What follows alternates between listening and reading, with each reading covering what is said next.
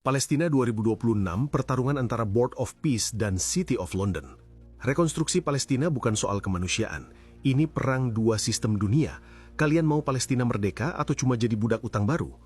Jangan sok tahu soal Palestina kalau belum paham perang antara bangkir London melawan aliansi pemberontak Board of Peace. Rekonstruksi Palestina pasca 2026 bukan cuma soal proyek kemanusiaan, tapi juga medan tempur dua sistem dunia yang lagi bentrok. Di satu sisi ada Ancient Regime alias sistem lama yang berakar di City of London dan Inggris. Di sisi lain ada Board of Peace pimpinan Amerika. Pilihannya cuma dua, biarkan Palestina mati pelan-pelan dalam jebakan utang sistem keuangan London atau ambil resiko transaksional bersama Board of Peace. City of London itu bukan mau bantu, mereka cuma mau integrasi paksa Palestina ke pasar global lewat utang jangka panjang. City of London bukan sekedar distrik, ini adalah jantung pasar modal global, tempat transaksi valuta terbesar dunia, pusat bank internasional, dan tempat hukum utang dunia sering dirancang. Dalam sistem lama ini, bantuan internasional sering disalurkan melalui IMF atau World Bank dengan syarat-syarat ketat yang mengikat negara dalam utang panjang, meskipun negara itu baru saja keluar dari perang. Ini yang sering disebut jebakan utang oleh kritikus utang global, karena utang dan kepatuhan regulasi dapat melumpuhkan kedaulatan negara pasca konflik. Lihat rekam jejak mereka di Irak, Libya, dan Suriah, bagaimana skema bantuan barat jadi beban utang dan kontrol eksternal yang kuat.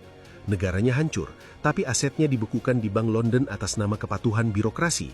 City of London melihat negara-negara cuma sebagai konsumen buat produk utang mereka, bukan negara yang harus berdaulat. Trump lewat Board of Peace ini sedang melakukan manuver pemberontakan. Dia berada di barisan yang sama dengan JFK dan Nixon, menantang deep state finansial, melawan Jerome Powell, The Fed, dan JP Morgan.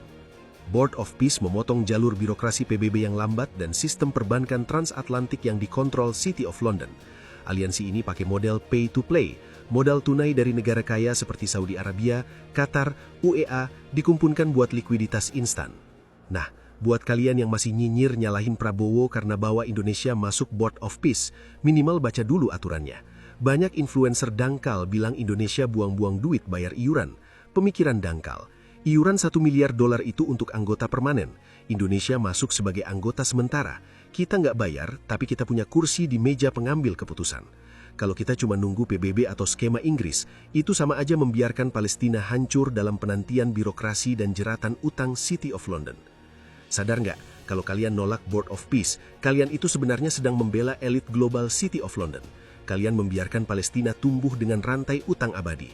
City of London adalah akar permasalahan global, dan Trump sendiri jengkel sama mereka. Makanya, kalau mau komentar soal geopolitik internasional, pahami dulu jaringan Spider's Web perbankan Inggris. Jangan cuma dengerin narasi influencer yang analisanya dangkal kayak genangan air di selokan. Manuver Prabowo membawa Indonesia bersama ke Board of Peace adalah manifestasi bebas aktif yang paling pragmatis. Indonesia bersama Turki dan Qatar masuk buat memastikan suara Palestina didengar, mencegah aneksasi total, dan membantu mereka mendapatkan akses modal tanpa syaratan mencekik seperti dari konsorsium keuangan versi London. Memilih Board of Peace mungkin pil pahit taktis, tapi itu satu-satunya cara memutus jaring laba-laba keuangan City of London yang sudah ratusan tahun menghisap kedaulatan dunia lewat hutang. Kita ulang sekali lagi biar paham, Palestina saat ini dalam kondisi porak-poranda pasca perang panjang. Untuk membangun negara pasca konflik butuh modal besar. Dari mana modalnya? Pilihannya saat ini cuma dua. Pertama, melalui pinjaman dari IMF atau World Bank dengan birokrasi lambat, syarat berat, dan jebakan hutang abadi. Atau kedua, melalui model investasi dari Board of Peace yang lebih cepat dan berdasarkan kesepakatan politik. Kalian yang nolak Board of Peace berarti mau Palestina masuk ke dalam sistem City of London dan terjebak hutang abadi. Udah paham kenapa Indonesia pilih Board of Peace? Atau masih mau debat pakai jargon demokrasi dan HAM versi bangkir London? Komen di bawah kalau lo siap lihat dunia tanpa kendali City of London.